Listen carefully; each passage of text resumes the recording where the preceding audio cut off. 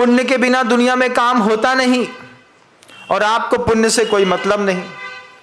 आप पुण्य को हे समझते हैं। और यहां पर आचार्य कहते हैं राम लक्ष्मण जी, लक्ष्मण और सीता बिना पुण्य के कैसे निकले होंगे घर के अंदर से, बात आइए।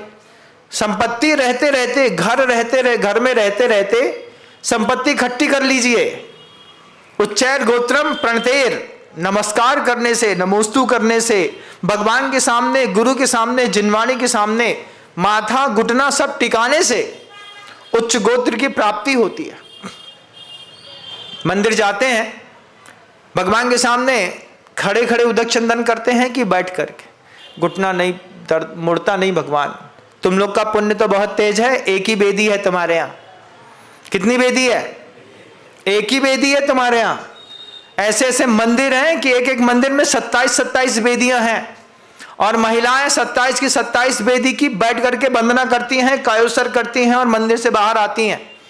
तेज पुण्य है बड़नगर वालों का। इतना बड़ा 13 पंथ की गोठ बना हुआ है, इसमें एक ही वेदी है, लेकिन अफसोस इसमें भी है कि उसमें भी आप बैठ करके नमोस्तु नहीं करते।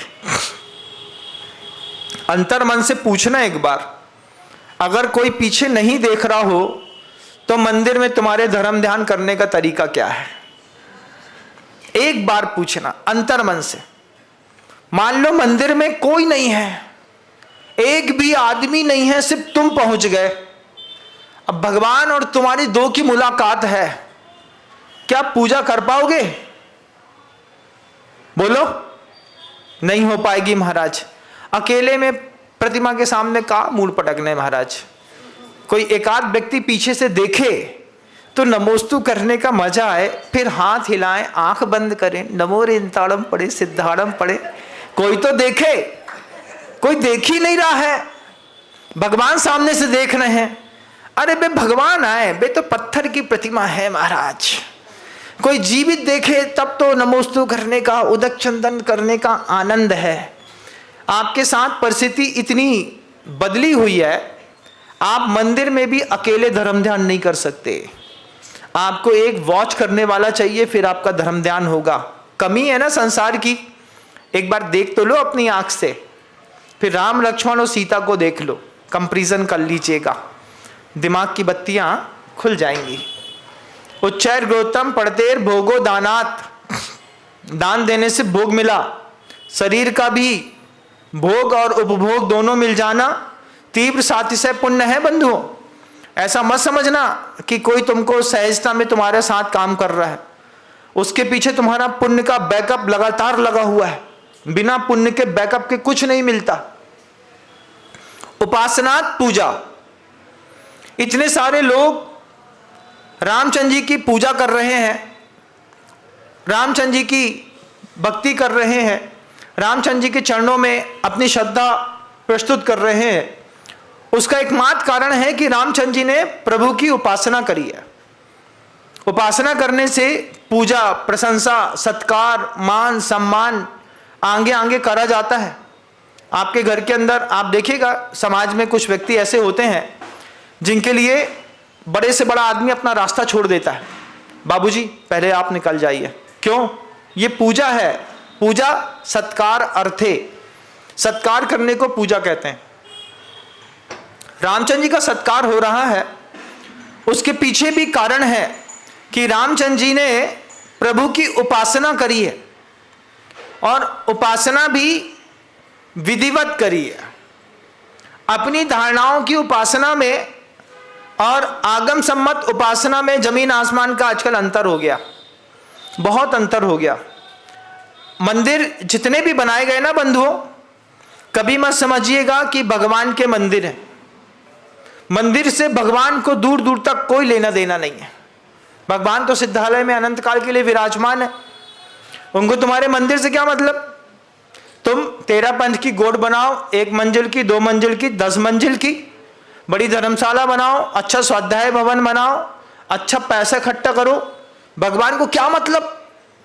वो क्या तुम्हारा नीचे वैभव देखने के लिए आएंगे? अरे काला जी ने इतना बड़ा मंदिर बना दिया है, काला जी को आशीर्वाद दे देता हूं। न पूज्यार्थस्तई वीतरागे, न निंदया नाथ विवांत वैरे। तथापि ते पुण्य गुणस्मतिर्नः पुनातु चित्तम दुरितांजनेभ्यः। पूजपात भगवान की स्तुति करते वक्त समंतवत गुरुदेव कहते हैं इस बात को कि भगवान न पूज्यार्थस्तै वीतरागे, आप इतने वीतरागी हैं किसी की पूजा करने से आपको कोई फर्क नहीं पड़ता। न निंदया नाथ विवांत वैरे, कोई आपकी निंदा करे, आपकी प्रतिमा का भंजन कर दे, मंदिर से संपत्ति चुरा करके ले जाए, वीतरागे, आप तो वीतरागी हैं, आपको कोई फर्क नहीं पड़ता। साधु का भी जीवन है, निंदा करे, स्तुति करे, तलवार मारे या आरती मणिमयी सहसा उतारे, साधु तथापि उनमें समभाव धारे, बैरी सहोदर जिन्हें एक सार सारे। आचार्य भगवंत ने दोहा पावड़ में ये पंक्तियां लिखी हैं, अनुवाद किया है प्रवचन सार का, समसत्तु बंधु बग्गो समसो दुखो पसंद सनिंड समो की गाथा का, जिसमें जीवन शैली लिखी है, बात कह रहे हैं, क्या समता का भाव है। उस वीतराग प्रतिमा को तुमसे कोई मतलब नहीं, तुमको मतलब है। मंदिर भगवान के लिए नहीं बनाए, मंदिर हमने अपने लिए बनाए थे। हमको मंदिर की जरूरत थी, श्रावक को मंदिर की जरूरत थी, यहां पर बैठ करके विशुद्धि स्थान बढ़ाऊंगा, यहां पर बैठ करके ध्यान करूंगा, यहां पर बैठ करके स्वयं की चिंता का चिंतन करूंगा। ये दुनिया की सबसे बड़ी लफड़ेबाजी है संसार की। आदमी स्वयं की चिंता से अपने आप को इतना ग्रस्त करके रखा है, दिमाग में 24 घंटे फोबिया चलता है ना, अब मेरा क्या होगा, अब मेरी आगे पढ़ाई का क्या होगा, अब मेरा धंधा क्या चल रहा है, चल ही नहीं रहा है, अब मेरी शादी कैसे होगी, अब मैं पैसे कैसे कमाऊंगा, अब मैं कैसे भोग पाऊंगा, क्या क्या नहीं सोचते फालतू में। कितना सोचते हो कि नहीं? अभी भी बताओ, अभी भी चिंतन चल रहा है ना, महाराज दुकान बिल्कुल नहीं चल रही है, बिल्कुल इज्जत नाम की चीज नहीं बची, पूरे मोहल्ले में आपका प्रवचन सुन रहे हैं, बैठे हैं, लेकिन चिंता तो दुकान की है। 40 साल के व्यक्ति को काय की चिंता है? दुकान महाराज नहीं चलेगी, इज्जत नाम की चीज नहीं। अब बताओ, साधु आए, उनके पाद पे छान की बोली ना ले पाए महाराज, दिल अंदर से बोला नहीं, पैसा तो था लेकिन दे देते तो घर में कमी पड़ जाती। राम राम राम, भगवान तुम्हारा भला करे। जय जिनेंद। अगर आपको मेरी वीडियो अच्छी लगती है तो प्लीज़ मेरे चैनल को लाइक करें, शेयर करें और सब्सक्राइब करें। Thank you.